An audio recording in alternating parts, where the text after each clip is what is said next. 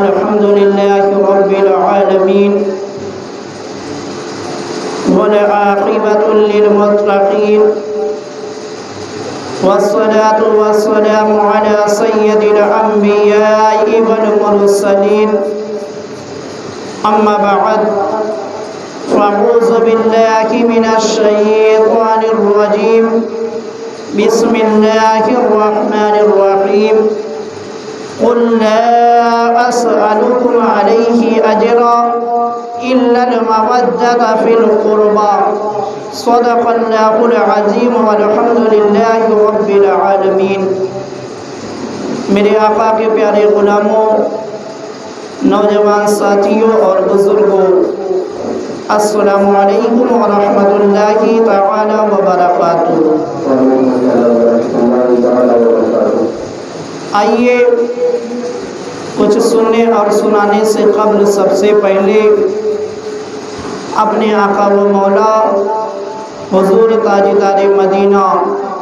سرور قلب و سینہ احمد مجتبی محمد مصطفیٰ صلی اللہ تعالی علیہ وآلہ وسلم کی بارگاہ میں جھوم جھوم کر درود شریف کا نذرانِ عقیدت پیش کرنے پڑے باواز بلند اللہم صلی علی سیدنا صفینا مولانا محمد مبارک وسلم صلو علیہ صلاۃ و سلام علیک یا رسول اللہ صلی اللہ تعالی علیہ وآلہ وسلم۔ میرے مسلمان بھائیوں، اہل بیت کی شان میں میرے سیدی اعلیٰ حضرت نے ایک بہت ہی خوبصورت شعر کہا ہے کہ تیری نسل پاک میں ہے بچہ بچہ نور کا، یا رسول اللہ تیری نسل پاک میں ہے بچہ بچہ نور کا، یا رسول اللہ تیری نسل پاک میں ہے بچہ بچہ نور کا، تو ہے عین نور تیرا سب گھرانہ نور کا، تو ہے عین نور تیرا سب گھرانہ نور کا۔ تو میرے مسلمان بھائیوں، آئیے ایک مرتبہ نبی اور اہل نبی پر درود پاک پڑھ لیتے ہیں۔ اللہم صلی علی سیدنا صفینا مولانا محمد مبارک وسلم صلو علیہ صلاۃ و سلام علیک یا رسول اللہ صلی اللہ تعالی علیہ وآلہ وسلم۔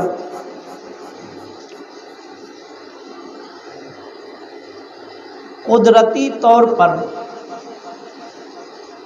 انسان کے اندر ایک فطرت ہے،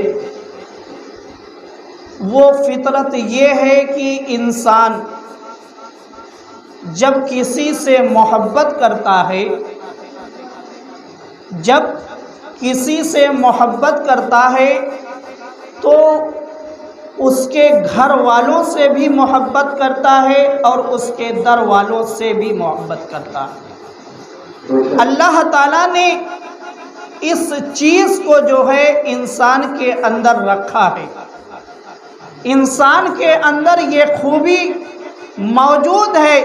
کہ جب انسان کسی سے محبت کرتا ہے تو اس سے نسبت رکھنے والی ہر چیز سے اس انسان کو محبت ہو جاتی ہے۔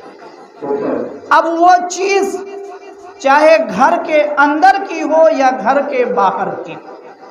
ہر چیز سے جو ہے انسان محبت کرنے لگتا ہے۔ تو میرے مسلمان بھائیوں، اہل بیت اطہار کی نسبت تو ہمارے نبی سرکار دو عالم صلی اللہ تعالی علیہ وآلہ وسلم کے گھر سے ہے۔ آپ کے خاندان میں، آپ کی اولادوں میں جو ہے اہل بیت کا شمار ہوتا ہے، یعنی اہل بیت جو ہے ہم سب کے آقا سرکار دو عالم صلی اللہ تعالی علیہ وآلہ وسلم سے نسبت رکھتے ہیں۔ اب دیکھو میرے مسلمان بھائیوں،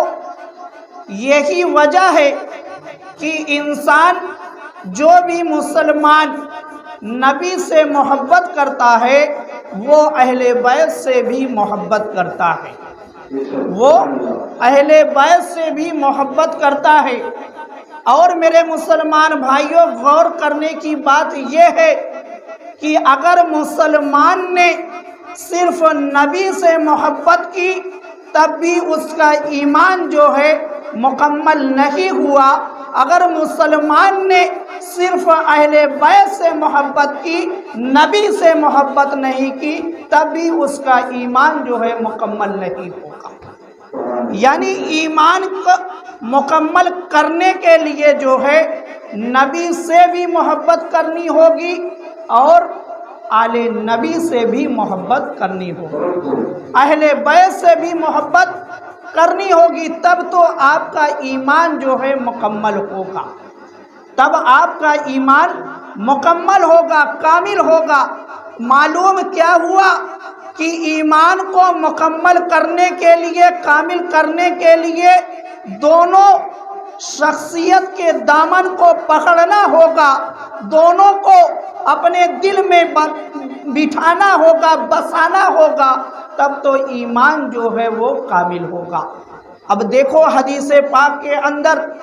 ملتا ہے کہ میرے آقا سرکار دو عالم صلی اللہ تعالی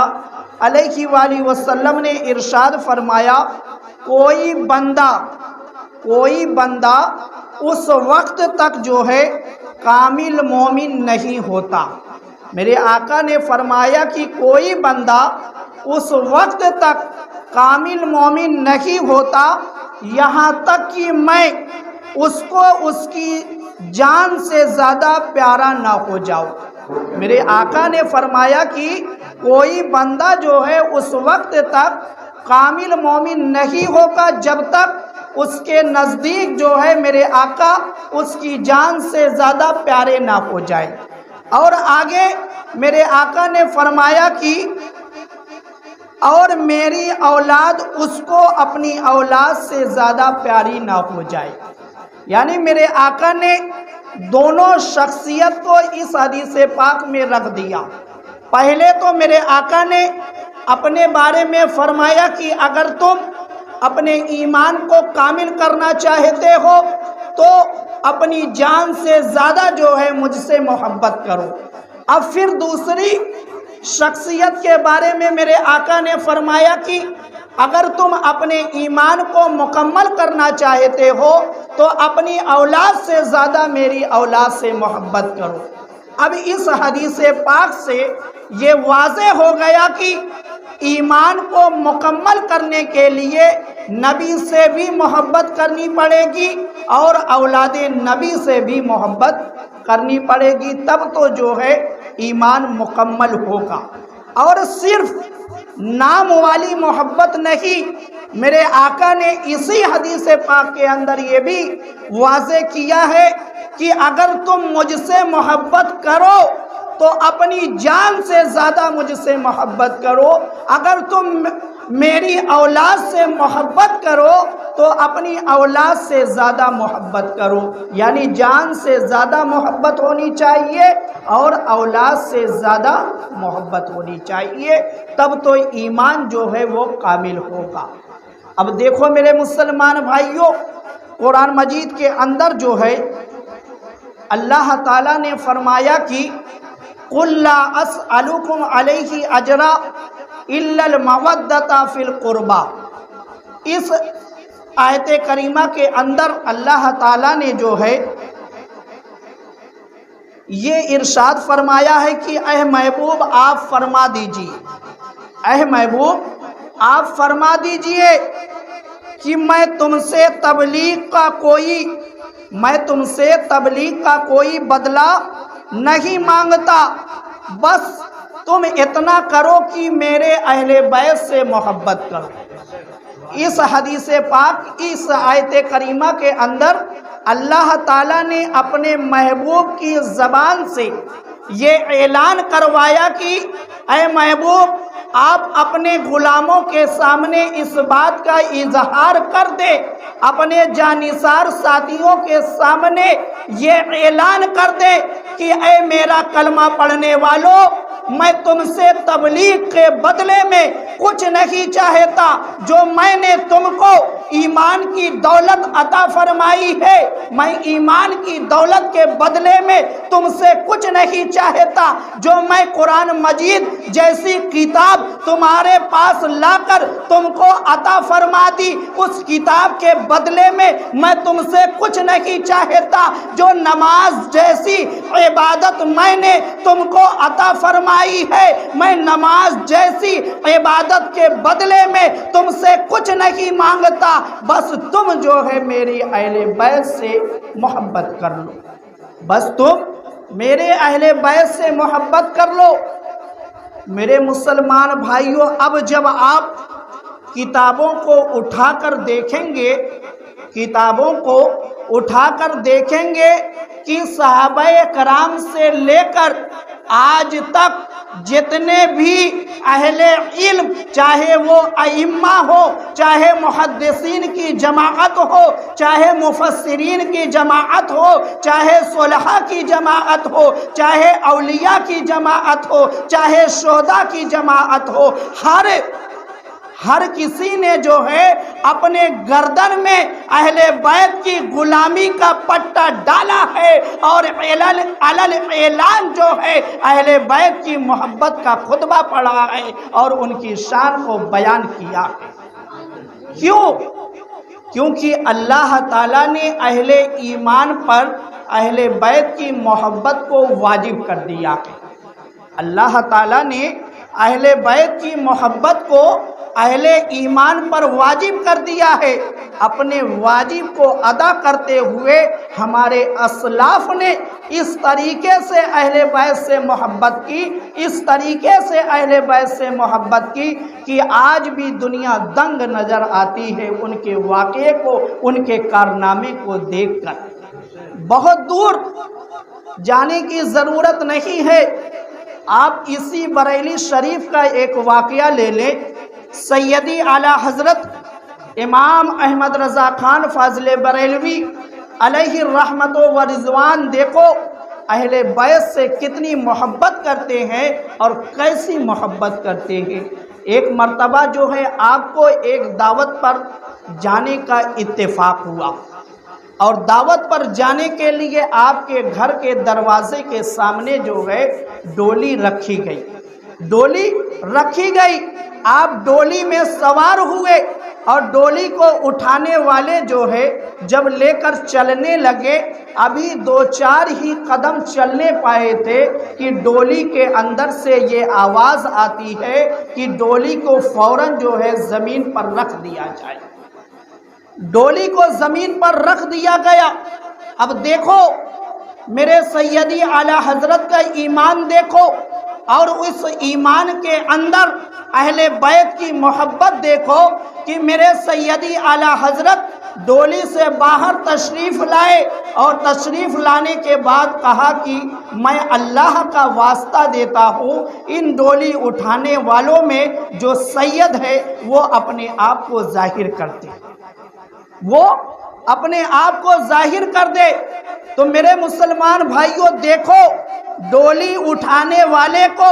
نہ میرے سیدی اعلی حضرت جانتے ہیں کہ ان کا مکان کہاں ہے، یہ کہاں کے رہنے والے ہیں، میرے سیدی اعلی حضرت نہیں جانتے ہیں، مگر پھر بھی آپ نے یہ کیسے کہا کہ جو ڈولی اٹھانے والوں میں سید ہے، اہل بیت سے تعلق رکھنے والا ہے، اولاد نبی ہے، وہ فوراً جو ہے اپنے آپ کو ظاہر کر دے۔ تو میرے مسلمان بھائیوں، میرے سیدی اعلی حضرت کو یہ بات کیسے معلوم ہوئی؟ جب آپ سے پوچھا گیا تو میرے سیدی اعلی حضرت نے فرمایا کہ مجھ کو جو ہے میرے نبی کی خوشبو محسوس ہو رہی تھی۔ اب دیکھو آپ کا ایمان کتنا مکمل ہے کہ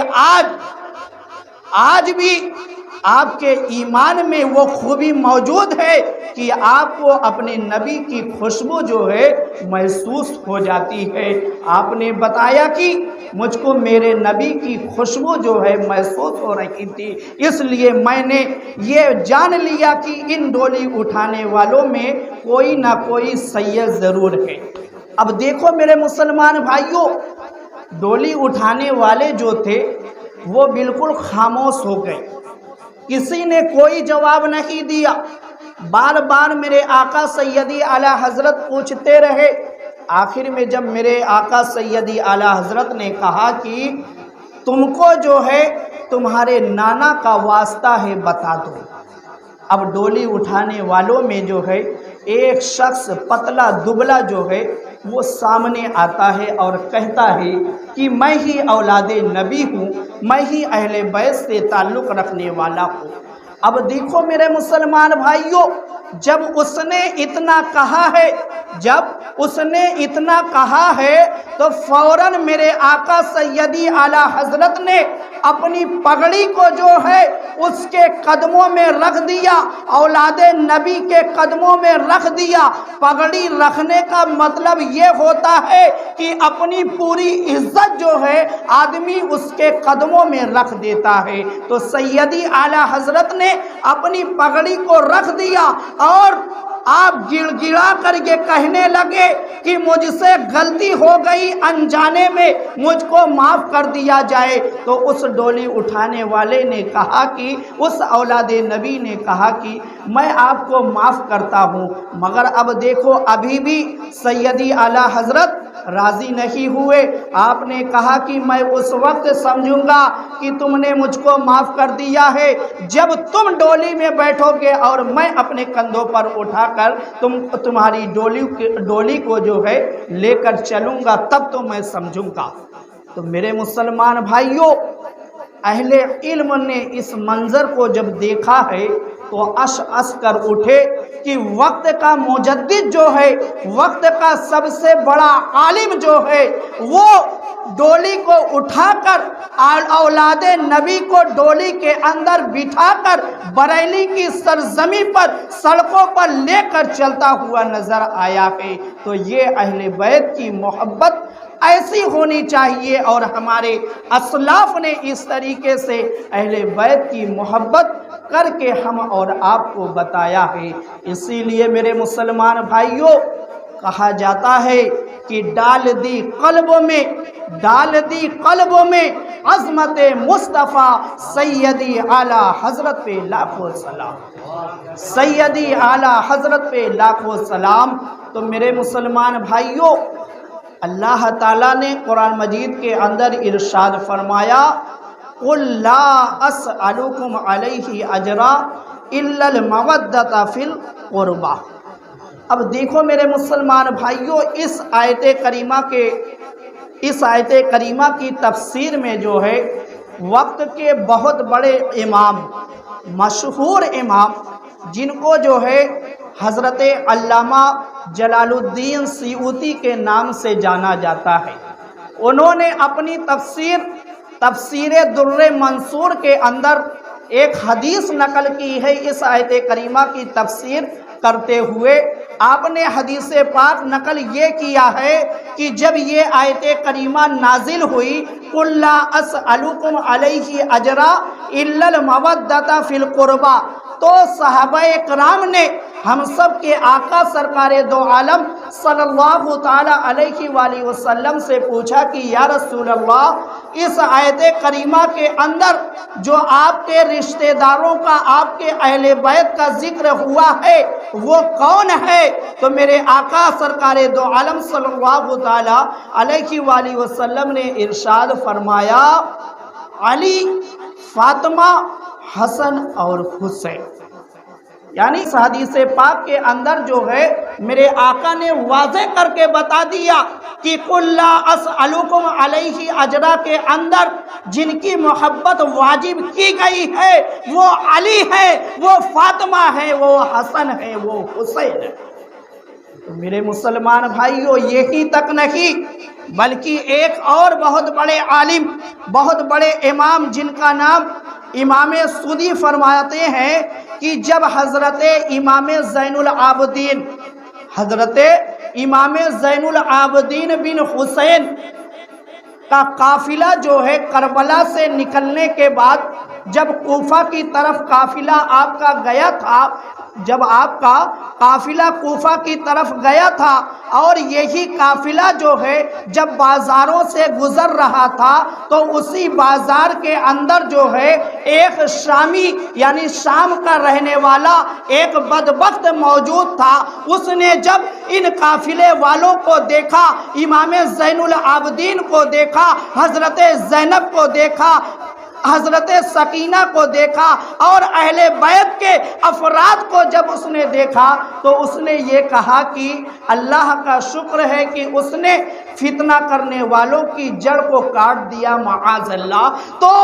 حضرت امام زین العابدین نے اس شخص سے فرمایا تھا کہ اے بدبخت، کیا تو نے قرآن کو کبھی پڑھا ہے؟ تو اس نے کہا کہ ہاں میں نے قرآن کو پڑھا ہے۔ تو حضرت امام زین العابدین نے فرمایا کہ کیا قرآن کے اندر تو نے قُلْ لَا أَسْأَلُكُمْ عَلَيْهِ أَجْرًا والی آیت کریمہ کو نہیں پڑھا ہے؟ اس نے کہا کہ میں نے پڑھا ہے۔ تو حضرت امام زین العابدین نے کہا کہ اس آیت کریمہ کے اندر جن کا ذکر ہے، جن کی محبت فرض کی گئی ہے، واجب کی گئی ہے، اسی محبت والے خاندان سے، اسی محبت والے کی اولاد، یعنی میں علی کا بیٹا ہوں، یعنی میں فاطمہ کا بیٹا امام زین العابدین ہوں، اور یہ جو میرے ساتھ اہل قافلہ ہے سب کا رشتہ جو ہے اہل بیت سے ہے، اور انہی کی محبت جو ہے اہل ایمان پر واجب ہے۔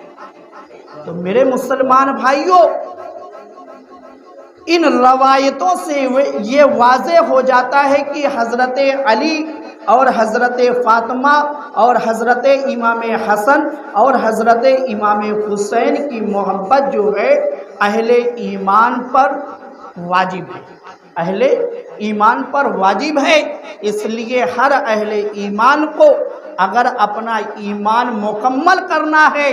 تو وہ نبی سے بھی محبت کرے اور اہل بیت سے بھی محبت کرے، کیونکہ اللہ تک پہنچنے کا جو زینہ ہے، جو سیڑھی ہے، میرے آقا نے یوں بتائی ہے کہ میرے آقا نے فرمایا کہ اگر تم اللہ تک پہنچنا چاہتے ہو یا مجھ تک پہنچنا چاہتے ہو تو جو پہلے میرے آقا نے بتایا وہ یہ بتایا کہ تم اللہ سے محبت کیا کرو، کیونکہ وہ تم کو کھلاتا اور پلاتا ہے۔ اللہ کی محبت کے لیے تم مجھ سے محبت کیا کرو، اور میری محبت کے لیے میرے اہل بیت سے محبت کیا کرو۔ یعنی میرے آقا نے ایک زینہ عطا فرما دیا ہے کہ جب تم اہل بیت تک پہنچ جاؤ گے تو نبی تک پہنچ جاؤ گے، اور جب تم نبی تک پہنچ جاؤ گے تو اللہ تک پہنچ جاؤ گے۔ تو میرے مسلمان بھائیوں، ایک مقام پر اور قرآن مجید کے اندر اللہ تعالیٰ نے ارشاد فرمایا، انما یرید اللہ لیذھب عنکم الرجس اہل البیت ویطہرکم تطہیرا۔ اس آیت کریمہ کے اندر جو ہے اللہ تعالیٰ نے ارشاد فرمایا کہ اے نبی کے گھر والوں، اللہ تو یہی چاہتا ہے کہ تم سے ہر ناپاکی دور فرما دے اور تمہیں پاک کر کے خوب صاف ستھرا کر دے۔ یعنی اللہ تعالیٰ نے اس آیت کریمہ کے اندر اپنے محبوب کو یہ بتایا کہ میں یہ چاہتا ہوں، یعنی اللہ یہ چاہتا ہے کہ آپ کے گھر والے کو جو ہے ہر ناپاکی سے دور کر دیا جائے، ہر ناپاکی سے پاک کر دیا جائے۔ اب میرے مسلمان بھائیوں، اس آیت کریمہ کے بارے میں جو ہے امام زہری ایک امام گزرے ہیں، انہوں نے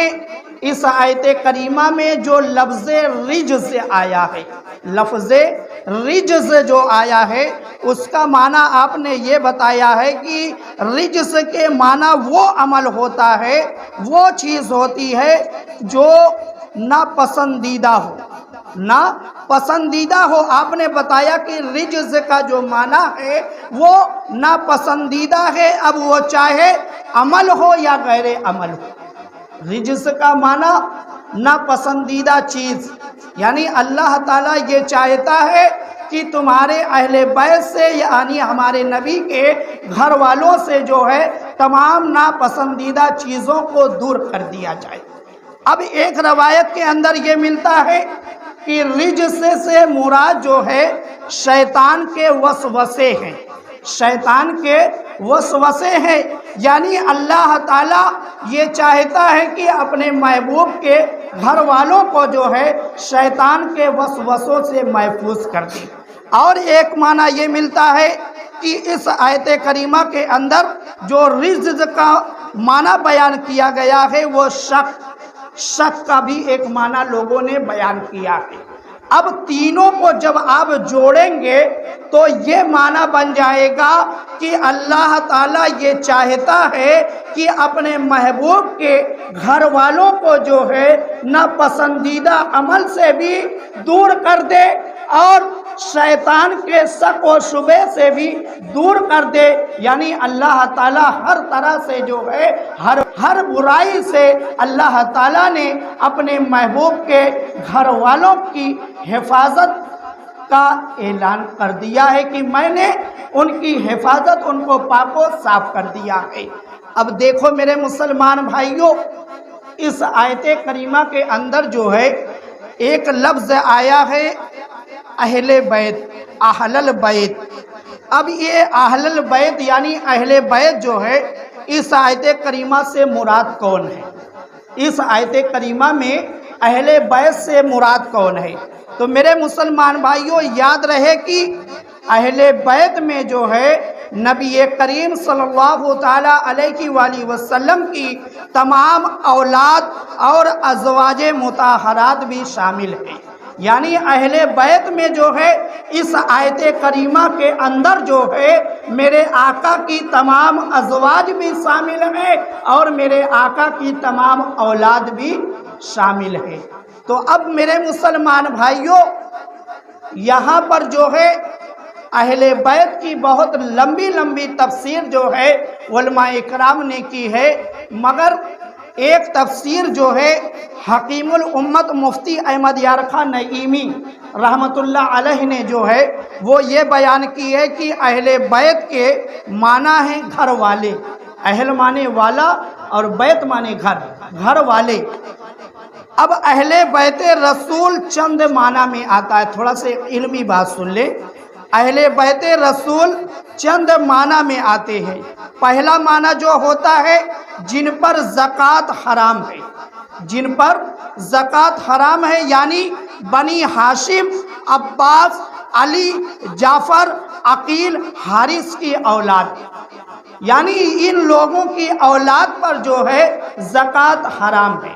ان لوگوں پر زکوٰۃ حرام ہے، یعنی یہ لوگ کتنے بھی غریب ہو جائے، محتاج ہو جائے، مگر زکوٰۃ نہیں لے سکتے، مگر زکوٰۃ نہیں لے سکتے کیونکہ ان کے اوپر جو ہے زکوٰۃ حرام ہے۔ اب دوسرا معنی جو آپ نے بیان کیا، حضور صلی اللہ تعالیٰ علیہ وآلہ وسلم کے گھر میں پیدا ہونے والے یعنی اولاد، جو میرے آقا سرکار دو عالم صلی اللہ تعالیٰ علیہ وآلہ وسلم کے گھر میں پیدا ہوئے، وہ بھی اہل بیت میں ان کا بھی شمار ہوتا ہے، ان کا بھی شمار اہل بیت میں ہوتا ہے۔ اور تیسرا معنی جو آپ نے بیان کیا کہ حضور صلی اللہ تعالیٰ علیہ وآلہ وسلم کے گھر میں رہنے والے جیسے ازواج پاک، یعنی اب یہاں سے آپ کے اس بیان سے جو ہے واضح ہو گیا کہ اہل بیت میں جو ہے ازواج مطہرات بھی داخل ہیں، آپ کی اولاد بھی داخل ہے، اور جو حضرت علی، حضرت عباس، عقیل، حارث کی اولاد بھی جو ہے اہل بیت میں داخل ہے۔ اب اس آیت کریمہ کی جو ہے بحث کرتے ہوئے آپ نے آخر میں نتیجہ یہ بتایا کہ اس آیت کریمہ میں یعنی انما یرید اللہ لیذہب عنکم الرجز اہل البیت ویطہرکم تطہیرا کے اندر جو ہے ہمارے نبی سرکار دو عالم صلی اللہ تعالیٰ علیہ وآلہ وسلم کی ازواج مطہرات بھی داخل ہیں، کیونکہ اس آیت کریمہ سے پہلے جو ہے ازواج مطہرات کا ہی ذکر ہے اور بعد میں بھی ازواج مطہرات کا بھی ذکر ہے، یعنی بیچ میں یہ آیت کریمہ آئی ہے۔ اب تفسیر کے اندر علماء اکرام نے یہی بتایا کہ ازواج مطہرات بھی داخل ہے اور حضرت علی بھی داخل ہے، حضرت فاطمہ بھی داخل ہے اور حضرت امام حسن بھی داخل ہے اور حضرت امام حسین بھی داخل ہے۔ اب دیکھو میرے مسلمان بھائیوں، معلوم کیا ہو گیا کہ یہ پنجتن پاک جو ہے، یہ پنجتن پاک کیونکہ میرے آقا سرکار دو عالم صلی اللہ تعالی علیہ وآلہ وسلم نے اس آیت کریمہ کے نازل ہونے کے بعد اپنی چادر میں لے کر اللہ سے دعا کی تھی کہ اے پروردگار عالم، یہ میری اہل بیت میں ہے، تو اب معلوم کیا ہوا، اس چادر میں آنے والے میرے آقا تھے، حضرت علی تھے اور حضرت امام حسن تھے اور حضرت امام حسین تھے۔ یہی تو پنجتن پاک ہے، یہی تو پنجتن پاک ہے۔ میرے آقا نے پنجتن پاک کو اپنی چادر میں لے کر جو ہے تمام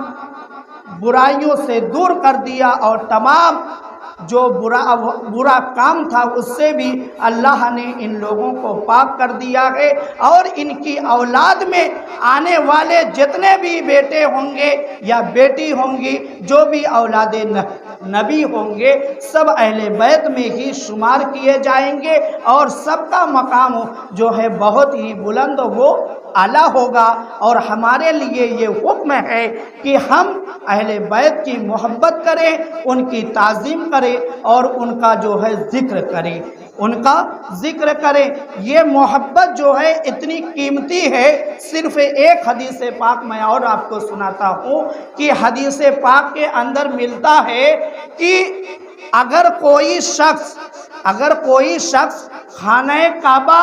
اور مقام ابراہیم، یعنی جو مقام ابراہیم ہے خانہ کعبہ کے درمیان،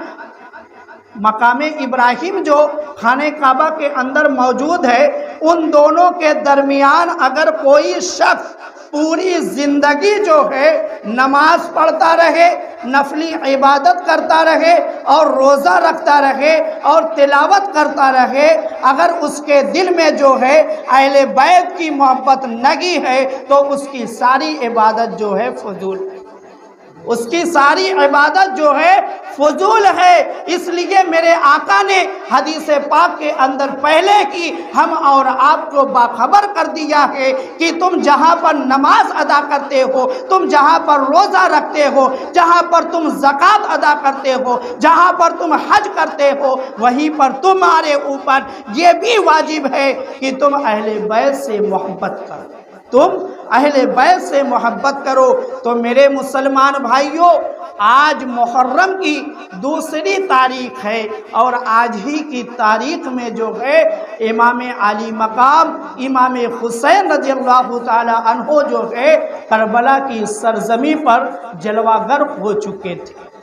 2 محرم کو امام علی مقام کربلا کی سرزمین پر جو ہے آپ پہنچ چکے تھے، اور جب آپ کربلا کی سرزمین پر پہنچے ہیں اور وہاں پر آپ نے اپنے خیمے کو لگایا ہے، اور جب اس بات کو معلوم کیا ہے کہ اس جگہ کا نام کیا ہے، یہاں جو زمین ہے اس مقام کا نام کیا ہے، تو بتانے والوں نے بتایا تھا کہ اس مقام کا نام جو ہے قرب و بلا ہے۔ جب آپ نے قرب و بلا کا لفظ سنا ہے تو اپنے نانا سے سنی ہوئی بات آپ کو یاد آ گئی، کیونکہ میرے آقا نے بتایا تھا کہ اے حسین، تجھ کو جہاں پر شہید کیا جائے گا اس مقام کا نام جو ہے کربلا ہے۔ تو امام علی مقام نے اپنے اہل قافلہ کو جو ہے یہ حکم دیا کہ اب یہاں پر خیمہ لگا دیا جائے، اب یہی ہمارے مقام مقتل کی جگہ ہوگی، یہیں پر جو ہے علی اکبر کو شہید کیا جائے گا، یہیں پر علی اصغر کو شہید کیا جائے گا، یہیں پر عباس کے بازو کاٹے جائیں گے، یہیں پر قاسم کی جوانی لوٹی جائے گی، یہیں پر ہمارے خیمے کو جو ہے جلایا جائے گا، یہیں پر ہماری بیٹیوں اور ہماری بیویوں کے روپٹے کو چھینا جائے گا، یہیں پر جو ہے اہل بیت کے ننھے منھے بچے جو ہے پیاسے تڑپیں گے، ان کے خیمے میں جو ہے پانی نہیں ہوگا، جو دانا اور پانی کے لیے بلک رہے ہوں گے، مگر امام حسین امتحان میں ہوں گے، اور آپ کامیابی کے ساتھ اپنے امتحان کو دیتے ہوئے اپنے سر کو جو ہے اللہ کی راہ میں سجدے کی حالت میں کٹا دیں گے۔ میرے آقا نے پہلے ہی بتا دیا تھا، اور اس بات کو صحابہ کرام بھی جانتے تھے، اہل بیت یعنی نبی کے گھر والے حضرت علی، حضرت فاطمہ، ہر کوئی جو ہے اس بات کو جانتا تھا کہ امام علی مقام کو، امام حسین کو شہادت کا جام نوش کرنا ہے اور کربلا کی سرزمین پر نوش کرنا ہے۔ تو میرے مسلمان بھائیوں، آج کی جو تاریخ ہے وہ امام علی مقام کے کربلا میں پہنچنے کی تاریخ ہے۔ اللہ تعالیٰ کی بارگاہ میں دعا ہے کہ مولا تعالیٰ جو ہے ہم سب کو اہل بیت سے سچی محبت کرنے کی توفیق عطا فرما، اور ہم سب کو ان کا زیادہ سے زیادہ جو ہے ذکر کرنے کی توفیق عطا فرما، اور صحیح روایات پر عمل کرنے کی ہم اور آپ کو سب کو عمل کرنے کی توفیق عطا فرما۔ اے پروردگار عالم، خاص طور سے جو ہے مجھ کو صحیح روایات، سچے واقعات بیان کرنے کی توفیق عطا فرما۔ وآخر دعوانا ان الحمدللہ رب العالمین۔ کھڑے ہو جائیے، صلاۃ والسلام کے